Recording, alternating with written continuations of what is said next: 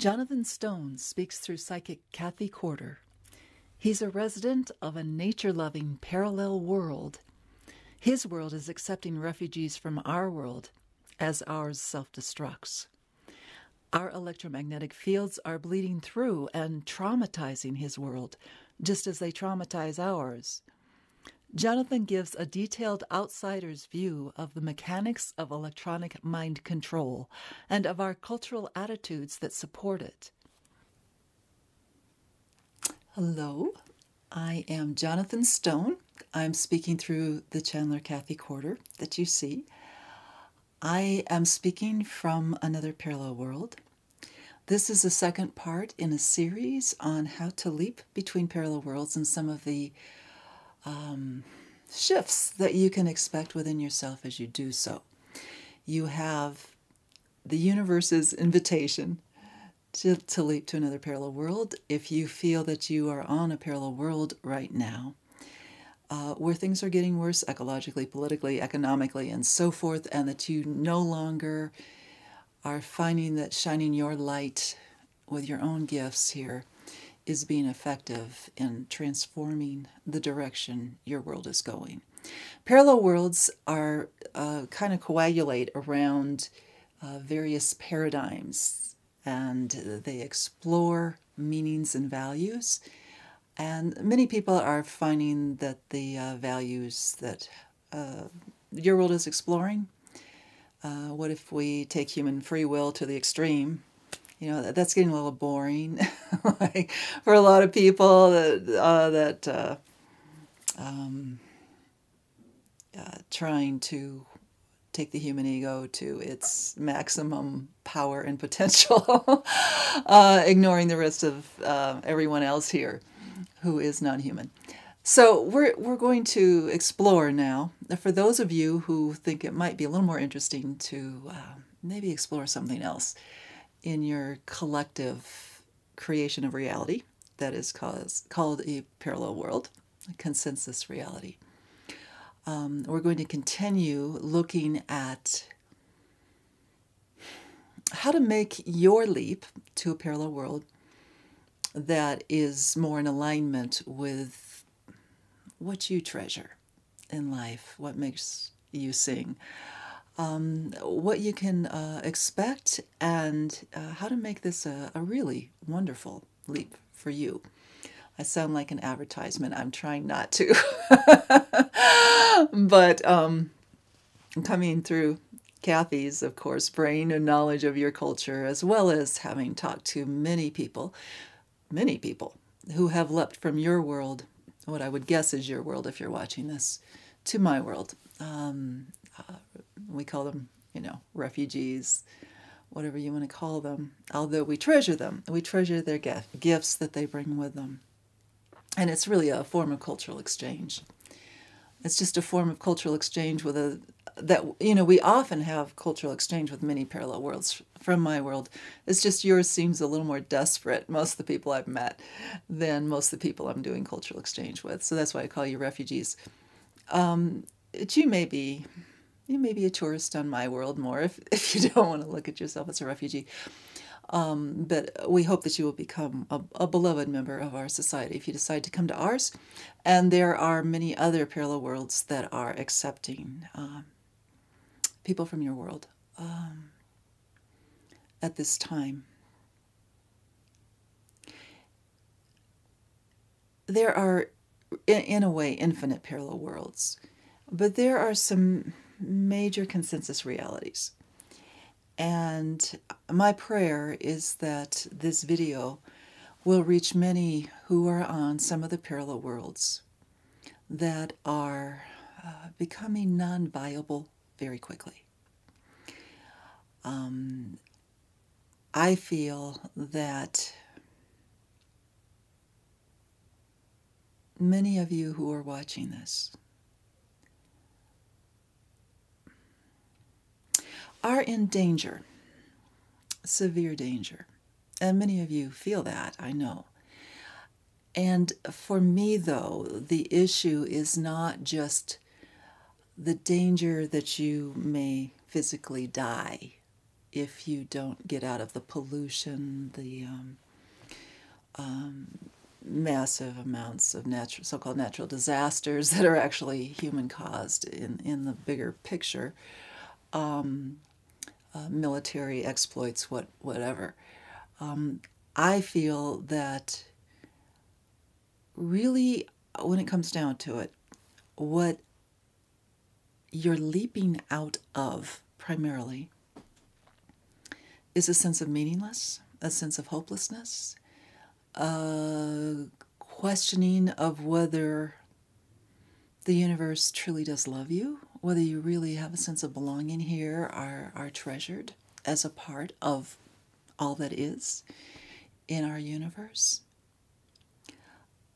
I think that sense of meaningless that dogs many people that I have talked to who have leapt is far worse than just, say, having a terminal illness and facing that you may die within a few months or something like that.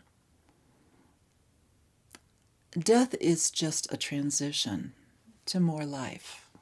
Life is more a transition to changes that may involve deaths on a big scale or on a small scale. Okay? But the level of despair, depression, and apathy, denial, that comes with the trauma that many of you have experienced on your world, even if you came from a nice family, even if you had a lovely job or have one right now, even if your own children, if you have them, are doing great. I think there's an infection in the human spirit on many of the parallel worlds I am hoping I'm talking to people in, that of all the parallel worlds that I have interacted with in my lifetime, and on my world, that is what I'm known for. I'm known for being a seer. I'm known for looking ahead to, if we take this road, where will it lead? If we take that road, where will it lead as a culture? The probabilities. And for seeing what likely is coming. I'm also known for being very good at diplomacy and encouraging cultural exchange between worlds, and really finding the best in every world that comes to us, and learning what to value. Comes to us in terms of, we often have visitors from other worlds. I sometimes will bilocate to go to another world, or even just telepathically communicate with other worlds. My own parallel world is a telepathic world. We have a literacy rate of only about 10%, according to your terms. We generally just write each other notes if it involves details like a shopping list or something. But generally we are communicate with each other telepathically. If we're at a distance, if we're in the same room, we really enjoy talking through the voice. It's kind of a creative art form to use the voice.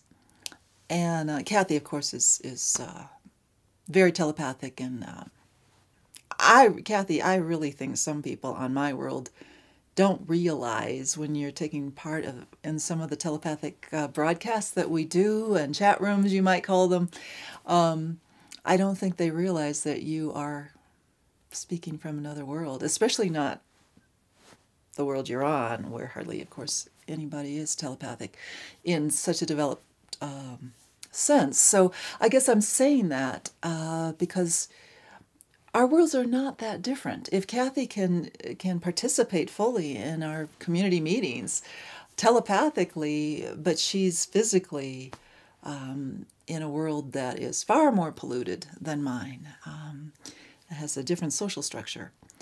We're not that different at root, vibrationally, if this can happen. So I'm I'm trying to give you my credentials here, that I've had a lot of experience with a lot of parallel worlds. And we really have not had refugees in my lifetime from other worlds. We've had visitors, we've had some wonderful celebrations and cultural exchanges, and hosted people and so forth, and even non-humans who are very wonderful to have around. But, and Cathee has had her share of that too, but not physically, but so forth. But I feel that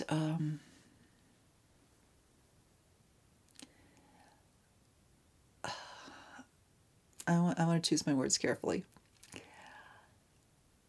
The crisis that has sparked your refugees coming to my world is the same crisis that has caused a lot of pain on my world, as there has been bleed through from many of your electromagnetic devices and systems that have caused severe trauma to people on my world. You might call it mind control. It's catching us, it's getting us caught in certain electromagnetic vibrations that are mechanical, that cripple us, that cause us to lose our sense of our soul, our selfhood. And we get entangled in the domination of people from your culture and machines from your culture that, boy, we just were not prepared for.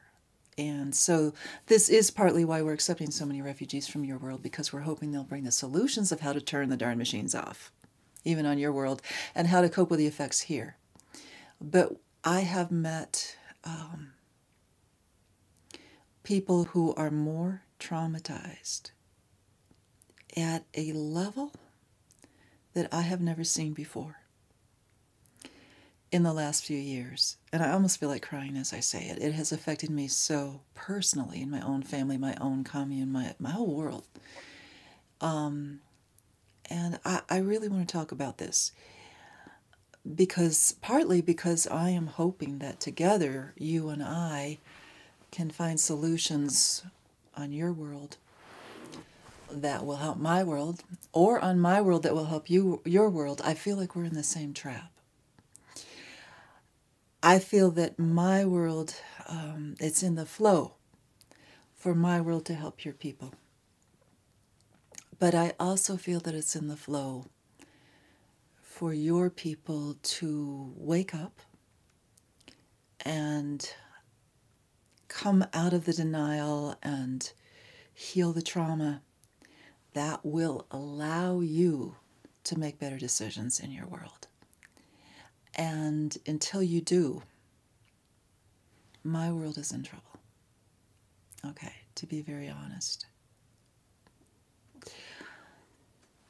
As I have explored this deeply,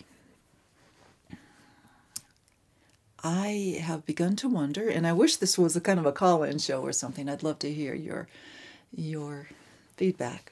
But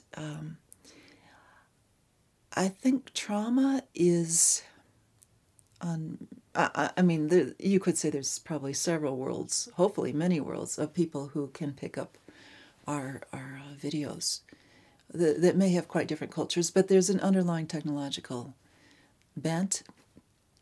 And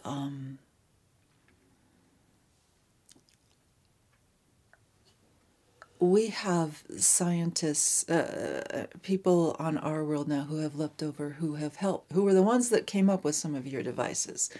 And I've been in close communication with some of them. And so I'm not going to be able to quote to you, scientific studies, which are probably classified anyway. But let me tell you briefly what I feel is happening. There's a way of traumatizing people where you can take an electromagnetic frequency And it can stimulate the brain in such a way that the soul, when it in earlier times without electronics, if it had felt that frequency and trauma to the brain, as the brain records, what's happening to the whole organism in times of tremendous trauma, the soul decides this body is no longer viable, this body and personality self. So the soul begins to pull away. The body-mind, you might call it, then normally in the past would have died. And you would have had a body that tries to return to the earth until your modern-day embalming came along anyway. It would disintegrate. And many of the pieces of the personality, the structures of thought and self-identity would also disintegrate. Cathee got her kind of part of her training towards when she would meet me and be working with this from doing energy clearings on people's houses with her partner Peter McGill. And they would clear out what we call personality fragments, for lack of a better word, things that should have dissolved when the person died. Especially if they were an addict, there can be very strong cravings that then attach to the next person and make them crave, and whatever the substance is that they're addicted to. So that's the normal way the organism called a human selfhood deals with extreme trauma. I mean, like if you're in war and your body's blown up, you're out. But it can also come from extreme psychological pain or even the fear of trauma. Many people, if they see that they're, say, heading into a car accident that could be really painful, well, the soul will drop the body before they get to that point of the smash or whatever.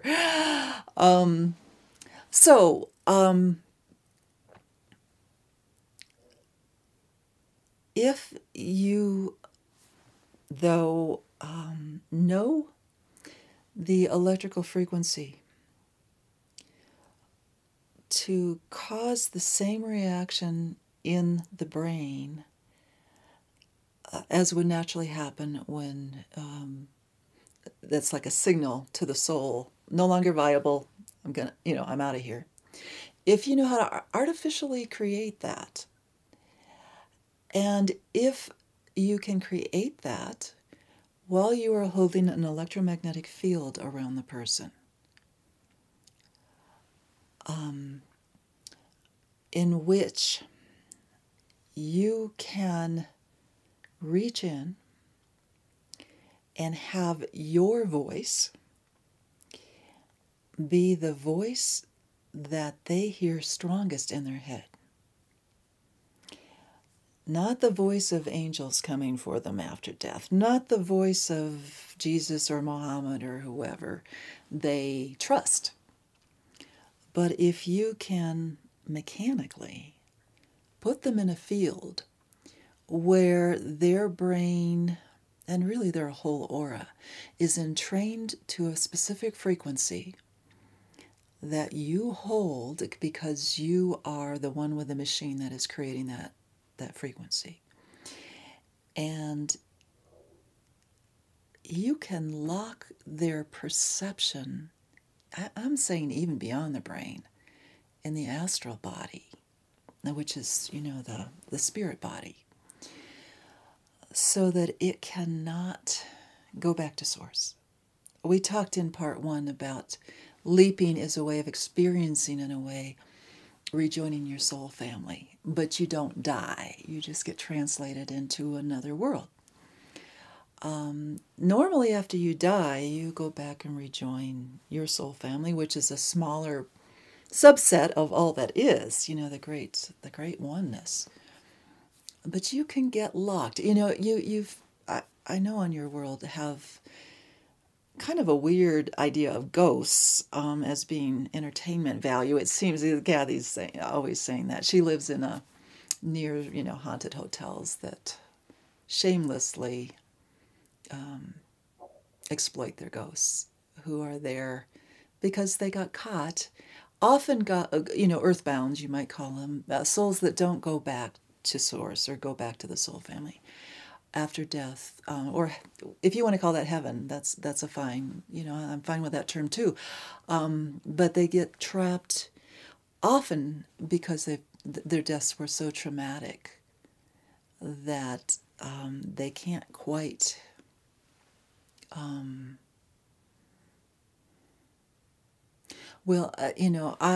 I think often why trauma keeps ghosts here. Often they kind of do a repetitive re-experiencing of the same trauma over and over, and even live people, if they've been through a lot of trauma, it goes over and over, and sometimes people even repeat that trauma physically in their life, like they're in a string of accidents that are the same kind of accident, as if they're trying to heal it, they're trying to clear it. And I think often ghosts stay here because their soul wants them to clear that trauma, to heal it, so they don't take it with them. That's in some circumstances. But anyway, trauma tends to have that effect on people. The soul wants to leave, but there's something stuck that makes you feel like a part of you is missing. Makes you kind of a shell of what you could be. Because you've got a wound that needs healing. So if you can traumatize people and the soul begins to dissociate from the body-mind, you can grab hold of that soul, which is not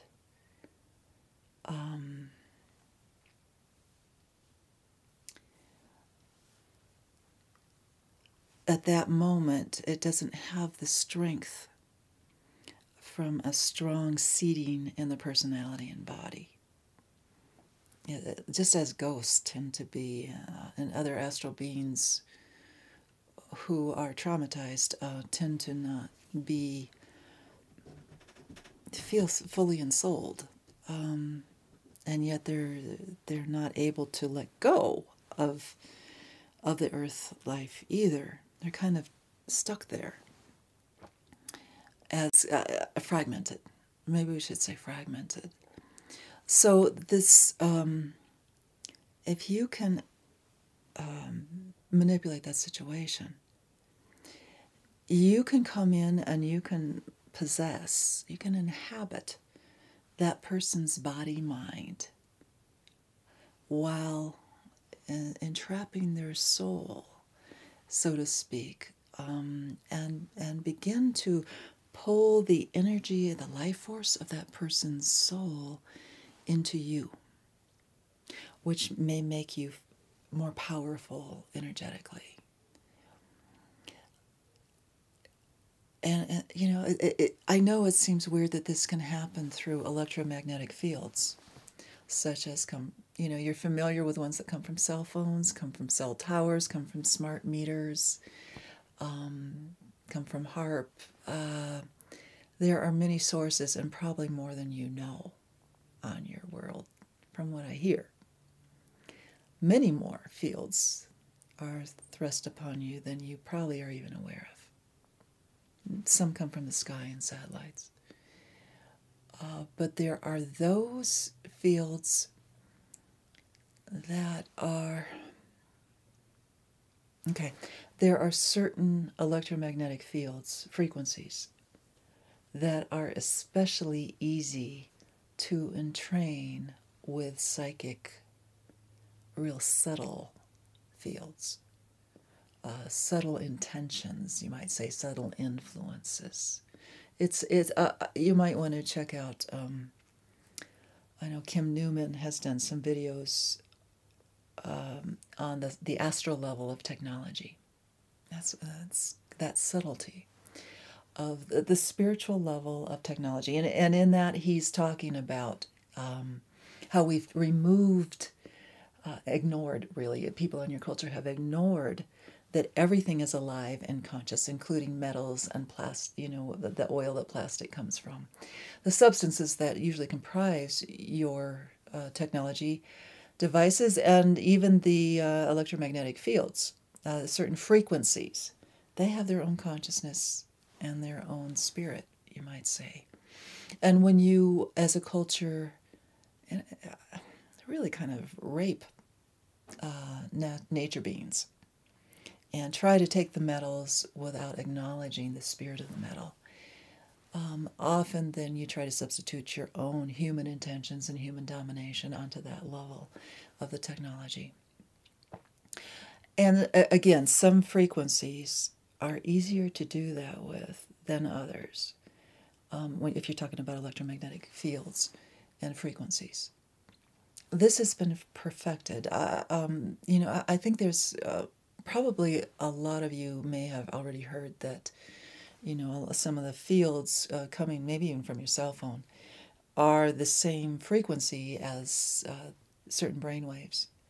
And so they can entrain your brain waves and force you into feeling feelings of agitation or apathy. They can even read your thoughts. They've got it down. But there's some even more subtle than that I would say are the soul level of able to entrain you on a soul level. And as far as I know, this is a unique time in history when that can be done technologically. Now, I won't say that that's unique for sorcerers to do. This is a goal that you can look at just about any culture and religion, and there's been somebody who was trying to use their spiritual power in a cult-like way to entrap and to eat other people's energy and bring it into themselves and make themselves plump with other people's energy. But we've never before, as far as I know, even on Atlantis, not been able to take it as far technologically as we're now taking it. We are, you are, the ones doing it are. I don't know. I'm saying kind of as a cultural we, because we're obviously, since we're victims of this with you, we're sharing this cultural attribute, even though we don't have cameras and cell phones and all that. On my world, we're still experiencing the brunt of it. But the off button is on your world. And that's the thing. And we certainly want to encourage you to turn it off. Now, I want to talk about, even though we're experiencing the brunt of your electromagnetic finagling, I see a big difference in the ways we were brought up. There is sorcery on my world. There are people putting curses on people, and I'm not going to say that humans are totally different on my world than on your world. And this is what I've been really trying to learn about, is what are the differences? Is it just that we didn't take it high tech? Or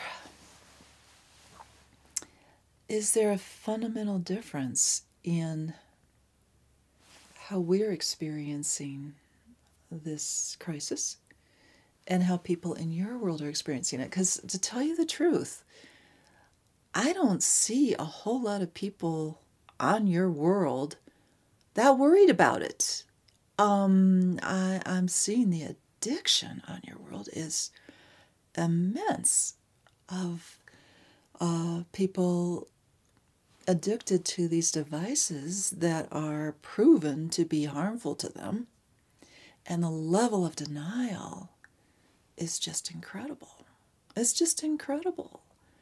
Why anybody would put a cell phone to their brain, to their ear. Cathie doesn't understand it either, really. But I think most people do it on your world. And yes, I realize there's economic pressures and a whole lot of advertising, which is kind of a form of hypnosis. But why are your people so susceptible to that kind of manipulation? I do,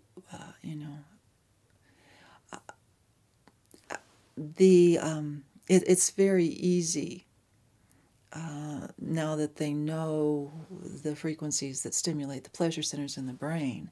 It's very easy to make microwaves that carry those frequencies addictive by stimulating pleasure centers. But, most people, I still can't say I quite understand it, because, that's like a refined sugar, like natural sugar and fruit juice may give you a bit of a good feeling, stimulate some nice brain neurotransmitters and blood sugar and so forth. But when you refine the sugar and you're eating pure, nutritionless sugar cubes, that gives you a shot of pleasure, and that could lead to addiction, maybe more than drinking a whole lot of fruit juice or something, And I know when they're stimulating the brain directly, of course, it's going to be more addictive than if you just had similar pleasures from sex or, something else.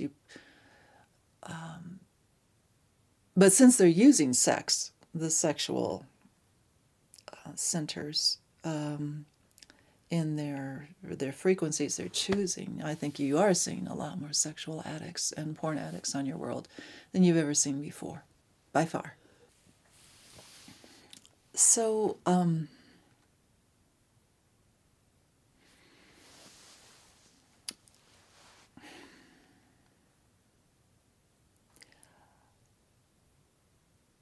there must be something in your world, I figure, that makes you so susceptible to these frequencies that would want to entrap you first in addiction and furthermore in actual possession. And I've talked to Cathie, I've talked to Cathie's Parallel Self a lot. I've talked to a lot of the guys that come over, and women that have worked in the industries that produce these on your world. And it seems to me that the trauma that makes people dissociate and not make terribly good decisions and not push past their denial to see, is something happening to me? Am I being manipulated? And what can I do to avoid that? I do see many people, actually, I have met many people in your world that are fighting against this, to even have control of their own mind, to have control of their own fields, their own aura, by, wanting to push against having a cell phone tower next to their house, and so forth. There is resistance. But, sometimes it seems to always be along the lines of cancer. That seems to be, does this cause cancer? Not, is this stealing my mind, even though I know that evidence is out there? Maybe that doesn't seem so bad as cancer to your people, or to many of them. But I've really come to think the trauma in your world starts very young, very young. Cathee's told me a lot about circumcision. Not that she's had personal experience with it, but the traumatizing a baby very, very early. I've heard about inoculations happening right away where the body's defense mechanisms are manipulated, and even toxic chemicals and metals that come with the inoculation and preservatives are inserted in the baby early on. I know that most of you are born in hospitals that have huge electromagnetic fields, so you come into this world in an electromagnetic field. I've heard often about the lack of breastfeeding in my world. It can go on for years, and your mother may not be the only one in your commune who breastfeeds you if other women are having babies at the same time. It's a very different feel for trusting the body, honoring the body, and not forcing something on the body that's very unnatural. So given that most of you come into the world experiencing something like this,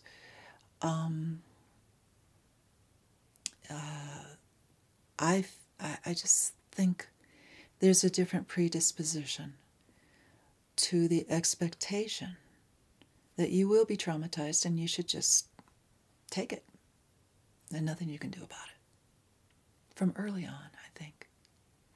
You have very, those that are in public schools, you learn to jump when the teacher says jump and not question too much.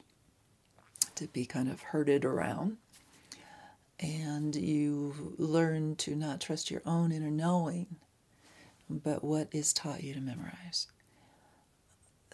And I think most people don't realize how much that has affected them. And do you feel valued in your uniqueness? Or are you valued if you get good grades or you're a good athlete or certain things? Are people looking for your gifts?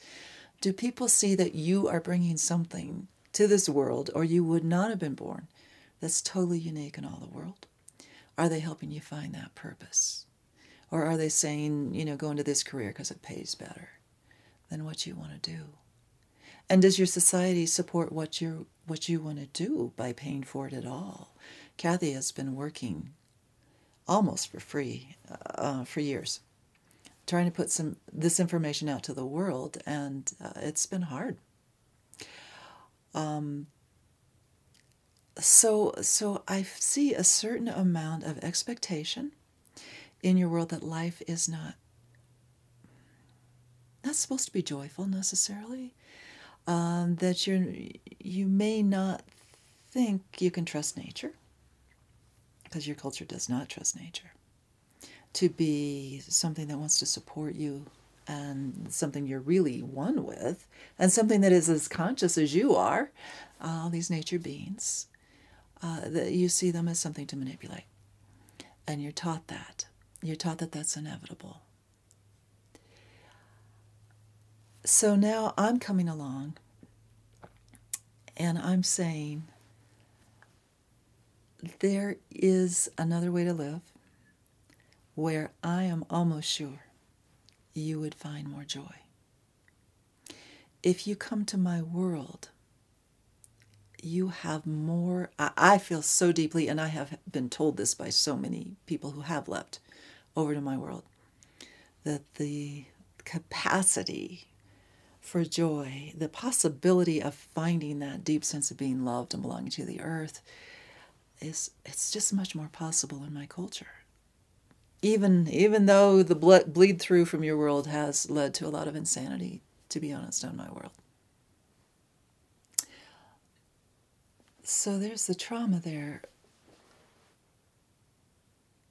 in spite of, when they leap over, a wonderful opportunity to experience joy, maybe deeper than they ever have.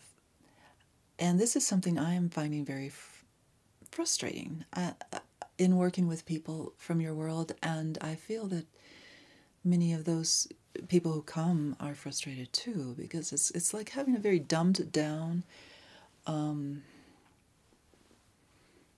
restricted, constricted, self-constricting, really depressed population within the midst of our freer, happier world.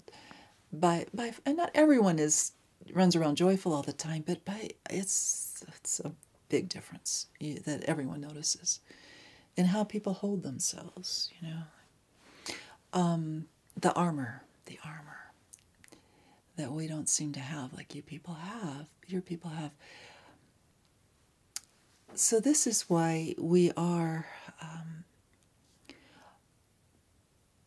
first of all, hoping to, or planning to, start a center here in Colorado at the base of a holy mountain, you might call it, that is a vortex, I guess your people would say, that makes it easier to travel between worlds, easier to leap.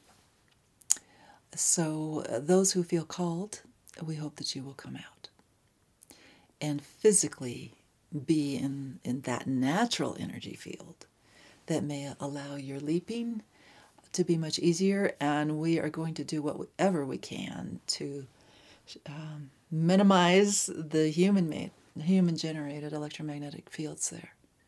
So don't come if you can't live without your cell phone, that's for sure.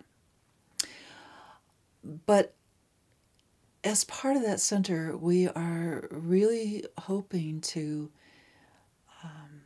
work with people's trauma, and like this really deep trauma that has come not only from being born into your world, but also, your daily exposure to the news, your daily exposure to survival, needs of, I think few of your people really grow their own food. And now the weather's patterns are getting so crazy that that's not even a sure thing, even if you try, that you'll get a crop. But even beyond the people that will come to the center, and we will be working intensively to try to see how to help people drop that trauma before they leap, so that the leap can just be a joyful experience and can really happen at all in a safe, beautiful way. We'd also like to work with those of you who don't plan to come to Colorado, but really want to work on letting go of your trauma. The trauma that keeps you from being fully ensouled, so that you can move into different parallel realities, whether it involves a big leap, like leaping to a whole other culture or time frame even, or whether it's even taking small leaps, like just manifesting what you need or what you want, like even a new hobby, what keeps you from leaping and manifesting your incarnation in a way that you prefer and is in alignment with what the universe wants for you too. We're always wanting that. And this is where the leapers are real masters at helping to determine that. Which way do the winds need to blow now, and how do you blow with them? Where's your gift needed now? What gifts do you need to develop now? Or, whatever. We really want to work cross-culturally, and we hope you work even within your culture. I know the trauma work is big now in your culture. And there are more and more techniques coming out, and more people who are really good at helping others move through their trauma, and I think that's marvelous. I have found that often, though, through cross-cultural exchange, sometimes things can happen very quickly in those kinds of areas of interest. For instance, when Cathee found out that she is on a parallel world that is among the 7% least happy parallel worlds, most messed up in our universe, when she was told that by the Leapers years ago, and hopefully she has leapt, out of that by now. But it made her feel really good to think that there were 93% of parallel worlds in her universe that were happier. I mean, it's like somebody out there really is happy, It changed her whole perception of reality. And so this is kind of what I'm trying to do somewhat through these videos, is say there really are other ways of being. And I really want to, while I'll tell you that there are many places where people are much happier than yours, although I know many people are probably very happy on yours, but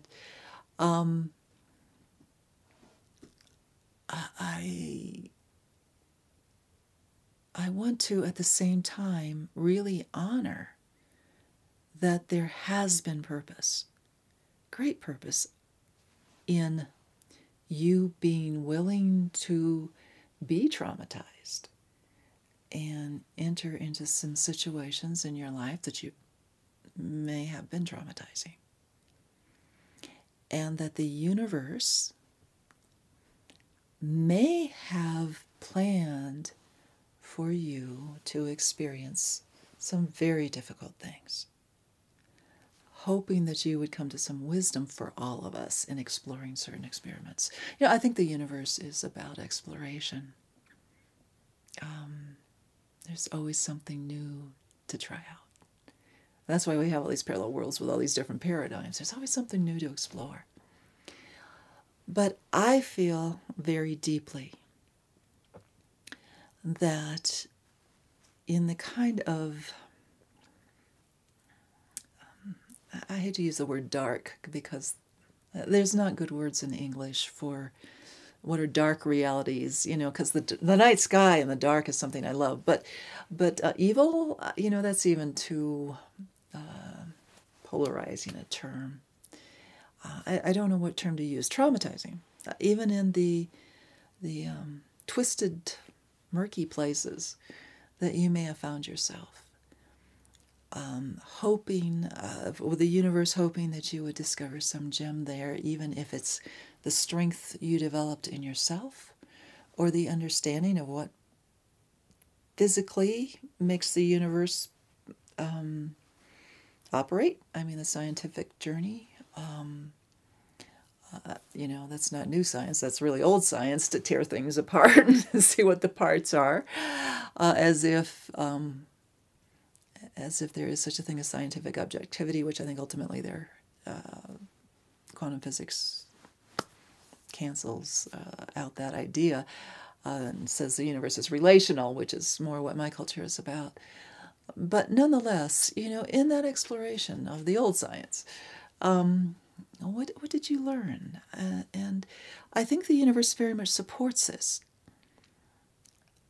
But I think your culture tends to see the value of humans as, are they efficiently playing out some purpose? Not in the sense of, are they efficient?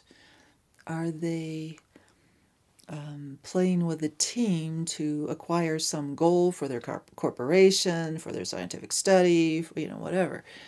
But I think there's not enough, as far as I can see, feeling that you are valuable and loved and belong here, and that your life is meant to find joy somehow. I feel at this time excruciatingly self-conscious that I am claiming to know what makes it tick. I'm just giving you the insights of an outsider. I may be totally off. I may be totally off, and you may have keen insights about me and my culture just by watching this, that I would like to hear. But I feel like I want to start a discussion here. And maybe as an outsider, help you look at whether efficiency is really the underlying highest potential for the universe. As far as I can see, nature's already darn efficient. It's been running and running and running for much longer than humans have been here. I can't think of anything more efficient than the natural flow of things. I think often we mess things up when we try to make them more efficient. With quick fixes or whatever.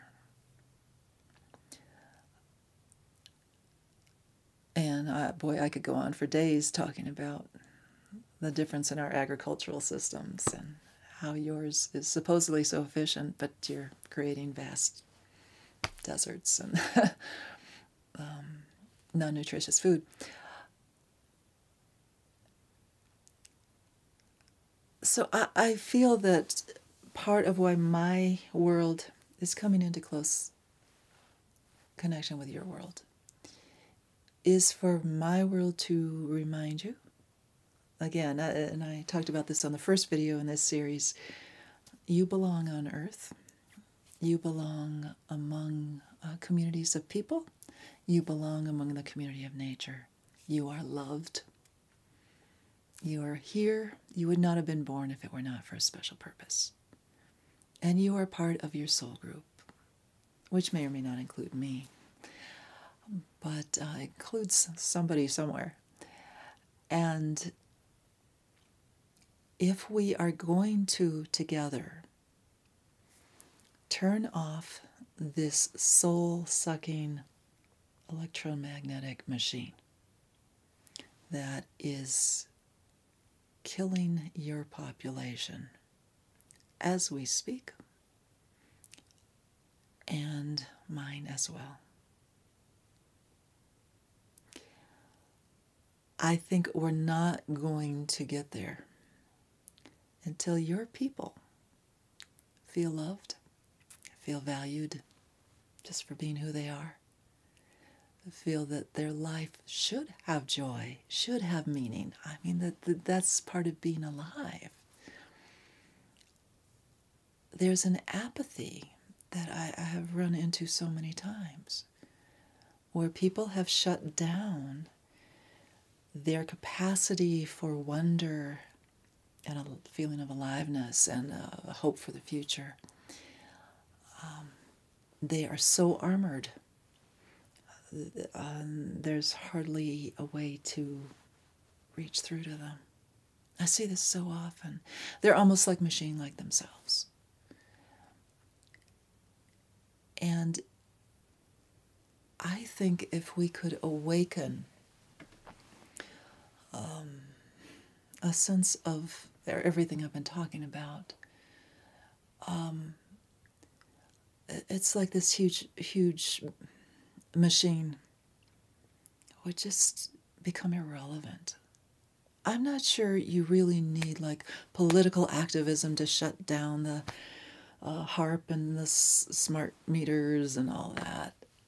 I think you need to, again, I'm saying should. I mean, I trying to hold back from seeming pushy.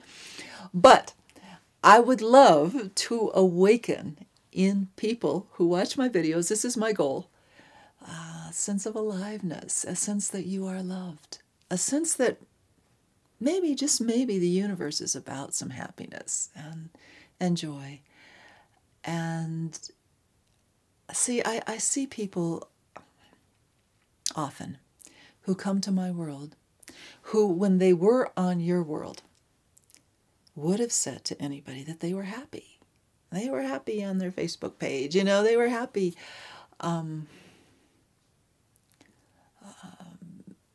making more profits for their corporation for this quarter, or making their stocks, seeing all the money that came from their stocks and stuff. They were happy. And then they get here And many of them I have met have been almost overwhelmed by the happiness that they see around them. I mean, it's like being blinded by too much light. Some of them really shrivel up. I mean, they don't know what to do with it. They don't trust it. You know, they've learned not to trust happy people. And like it's going to be taken from you if you open your heart to it. It'll be taken from you or something. And you can't trust it, or, you know, they figure happy people must be lazy, no-gooders, you know, or like the flower people in the 60s or something. In the U.S. So I'm going to just try a transmission and ask you to look into my eyes, through Cathee's eyes. Let yourself, if you dare, be seen by me. I mean, you're probably feeling comfortable now because it's coming through technology, right? And it's something you can trust. It can't be too scary. But I want you to know that on my world, when I do telepathic broadcasts, which are the equivalent of what we're doing here right now, I connect energetically with everyone, every single person who's tuned into that. We're resonating naturally. And later, if they call me up telepathically and say, I saw your broadcast, I know I connected with that person. I could feel it. Their unique signature energy. They're unique. You know, even if it's thousands of people, I can feel it. Now, I know through your media the same thing is possible. I mean, Cathee is connecting with so many of you through these videos. And sometimes people say they could feel that. So why don't we just experiment and like throw it wide open, drop the armor and say, let's admit it. I can feel you as much as you can feel me right now. I am looking into your eyes, so to speak. Why don't we just love each other for a minute here?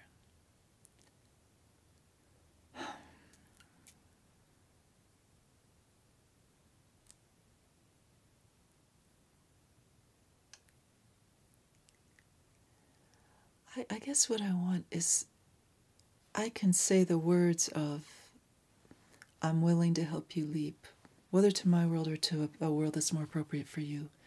I'm willing to love you in that. Because I have to love you if I'm helping you leap. I mean, it takes, it's probably one of the most intimate things I do with anyone is to help them leap. To really get their soul essence and help it move to the next land where it will be stepped down and find the perfect match for them. You know, the leapers are working through people in certain aspects of that leap to help fine-tune it. Because we're humans, so they kind of see through our resonance with other humans what needs to happen.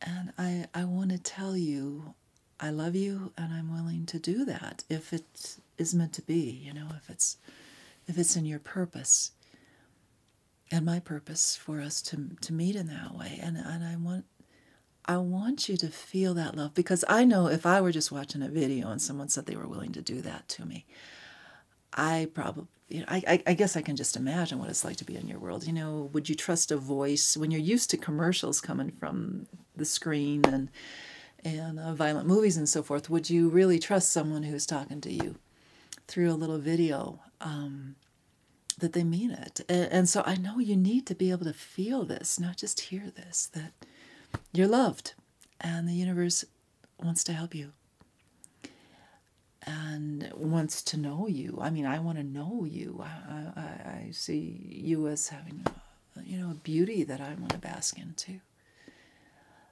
So how can I communicate that?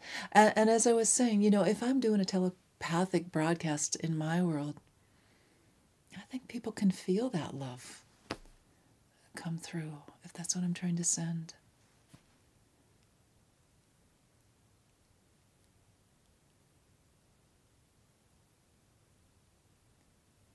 Yeah.